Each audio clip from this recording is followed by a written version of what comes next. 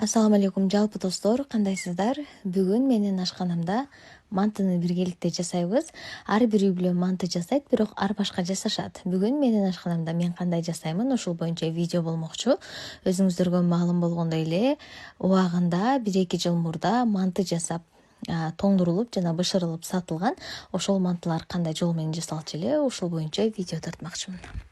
Муздак суга татымына жараша тузду кошобуз жана ошондой эле жогорку сорт un, 1 жумуртканы кошуп, камырды ээлеп баштайбыз. Камыр катуураак болуш керек, анткени катуу болуп калды, мен жая албай калдым деп ойлонбоңуздар. Канчалык камырыңыздар жакшы ийленген сайын камырыңыздар жалтырап, өзгөчө сонун болуп чыгат.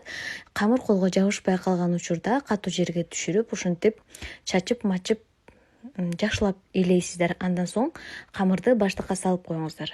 3 жолу 15 мүнөттөн камырды чыгарып, кайрадан ийлеп, кайрадан тындырып, ошондой кылсаңыздар камырыңыздар жалтырап сонун болуп чыгат. Кайрадан баштыкка салып коесуздар дагы. Камыр даяр болгончо фаршын даярдайбыз. Бул жакта фаршты ар ким өзүнүн каалагандай кылып жасаса болот. Кааласа эт менен, кааласа ашкабак менен, кааласа картошка менен дегендей ар ким өзүнүн шартына жараша жасаса болот. Мен картошкалуу мантыны аябай жакшы көрөм. Самсыга дагы, мантыга дагы мен картошка кошом, сөзсүз түрдө. Эт шартыңыздарга жараша картошка жана ошондой эле пияз, куйрук май коштум, кара мурч, туз, майда зире жана зире коштум дагы, жакшылап аралаштырдым. Биздин фаршыбыз даяр. Ар ким өзүнүн шартына жараша каалагандай кылып фаршты жасап алса болот.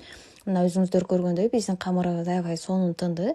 Эми майда-майда бөлүкчөлөргө лагманды жасаганды баарыбыз эле билсек керек. Ошол сыяктуу кылып камырларды узун-узун кылып кесип алабыз. Андан соң дал ушундай көлөмдөргө жасап туруп баштыкка салып коесуздар. Кайрадан тынып туруш керек.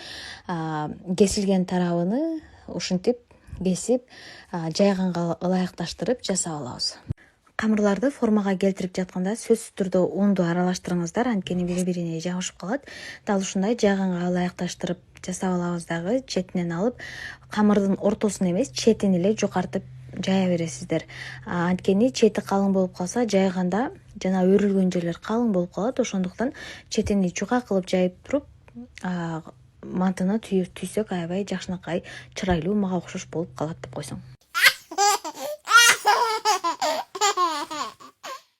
Камырлардын баарын жайып туруп, ундайсыздар, сөзсүз түрдө ундап туруп, андан соң баарын жайып болгондон кийин камырлардын унуну кагып, андан кийин дал ушинтип ичине фаршты саласыздар дагы, видеодо көрсөтүлгөндөй кылып өрүп баштайсыздар. Бул өтө оңой. 1-2 жолу түйүп көрсөңүздөр эле үйрөнүп аласыздар. Ашкана сүйүүчүлөрдүн катарында болсоңуз, бат эле үйрөнүп аласыз. Мен деле кызыгып, башында балык кылып коюп аттым, пирожки кылып коюп аттым, деги эле жалпайып жатып калып атты, окшошпой жатты. Андан соң бара-бара түйүп атып үйрөнүп алгам мен деле. Ошондуктан достор, акырындык менен үйрөнсөңүздөр болот. Кадимкидей эле түйүп туруп, майлап, манты касканга 40 мүнөттө бышырып аласыздар. Андан соң даяр болуп бышкан мантыбызды сиздер сары май менен майлап туруп, анан каалагандай кылып берсеңиздер болот. Ашкана сырларынын бир гана Ак-Зор ашканасы акысыз ачып берет. Өзүңүздөргө маалым болгондой, эч кандай мастер-классы жок, эч кандай акчага сатылбайт рецепттерибиз. Ошондуктан сиздерге эгер керек болгон болсо, менин баракчама кирип, каалаган рецепттериңизди видеосун көрүп, рецепти менен таанышып, үйрөнүп алсаңыздар болот. Албетте сиздерге пайдалуу деген ойдомун. Саламатта туруңуздар, кийинки берүүгө чейин дагы пайдалуу видеолор менен бөлүшүп турам.